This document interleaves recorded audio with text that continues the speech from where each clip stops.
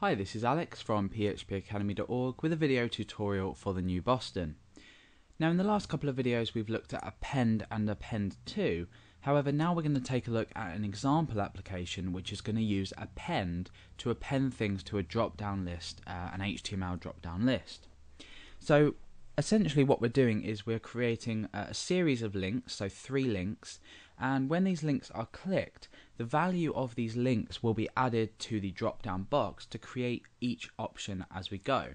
So this is an example of the script. When we click on bread, sugar or tea, so if we click on bread, it will then become available in this drop-down list. When we click on sugar, it will also become available in this drop-down list because we're appending an option onto the end of the select element in HTML. So let's take a look at the code. Now we have append.js included in our file. That's extremely important. We're going to be writing out the code inside of there. It's extremely short, but it's a much better example than just showing appending normal text. It makes the overall use of this seem a lot more useful in everyday applications. Okay, so let's first of all create our links. So I'm going to create these just inside a paragraph tag. We can copy and paste them. So the first one I'll just put bread, and the href is nothing. The class of this is going to be link, as is all the others. So we're going to keep the same class name, but we're going to use the this keyword to reference each object. So the next would be sugar, and then we have tea. So we've used the class link, and what this is going to do is it's going to identify all of these as clickable links. We're going to call an event handler in append.js to check for the clicking of these links. We're then going to use the text attribute to actually take the text inside from this link, and then we're going to add it to a drop-down box just here. Let's go ahead and create this drop-down box. I'm going to say give it a name of list, and then end the selection there.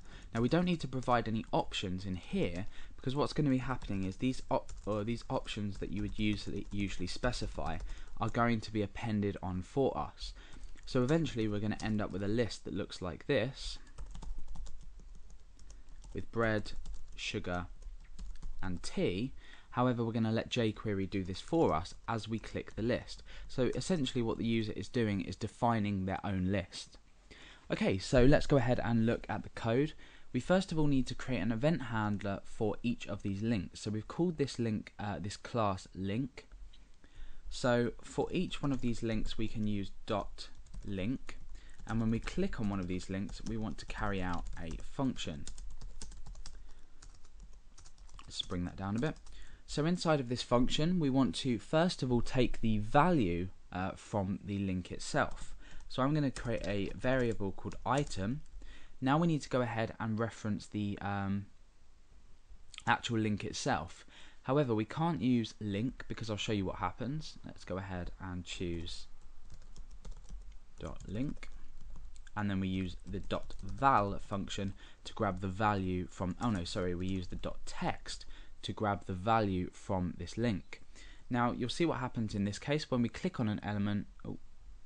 Let's see what we've done wrong here.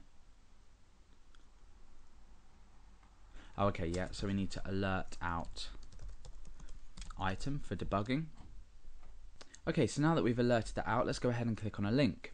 Now you can see that we've got bread, sugar and tea combined. This is because we can't refer to this as .link because we have the same element name for each one, or the element class for each one, and therefore we just use this, and this just takes the currently clicked element. So now what we do is when we click sugar we have the value sugar, when we click tea we have the value tea, when we click bread we have the value bread. So now that we know that this item holds the currently clicked, this item variable holds the currently clicked value, we can go ahead and do something with it. So obviously what we want to do is append this to the options inside of this select list. So we're going to need to use the append manipulator in jQuery. So we're going to go ahead and say list. Remember we called our list list. Then we're going to say dot append. And what do we want to append on? Well, we want to append on the item, however this isn't valid HTML. If we were to use the list like this, click sugar, nothing really happens because we haven't chosen the option tags around it.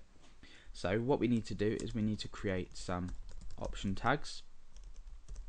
So we're appending on the item after this option tag here using the plus, and then we go ahead and plus the ending option tag. So earlier I showed you like this code here inside this code here, and what we're doing is every time we click on a link, this is appending down until we have filled the list. Okay, so let's go ahead and test this in our browser. Let's just bring that up a bit. When we click bread, now you can see that the element has been added, or the option element has been added inside of here, and we now have bread in the drop down list. When I click sugar, that's added to the list as well, and then when I click tea, that's finally added to the list. We can obviously then go and add the same one over again. However, you could probably kind of try and come up with a way to check the current elements in there and then maybe put ×2 on the end of it. That's not for this tutorial, but that's a more useful example of the append manipulation in jQuery.